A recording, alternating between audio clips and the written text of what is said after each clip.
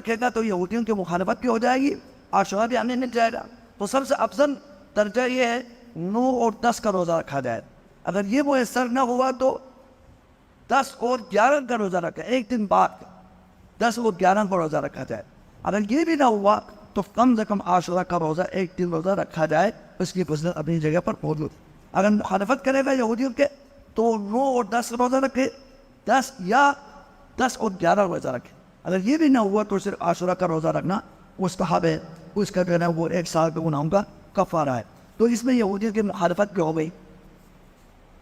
تو یہاں سے یہ معلوم ہوا، بالکل واضح ہوا کہ عاشورہ کا روزہ پہلے ہی کی ہے۔ دین اسلام میں وہ مسلمہ ایک حقیقت ہے، بلکہ اس سے دین اسلام سے پہلے بھی جاہلیت والے بھی اس کا جو ہے وہ تعظیم کرتے تھے، اور نبی علیہ السلام نے بھی اس کی تعظیم کرنے اور اس کا روزہ رکھنے کا حکم دیا ہے۔ وہ ابھی بھی اس کا روزہ مستحب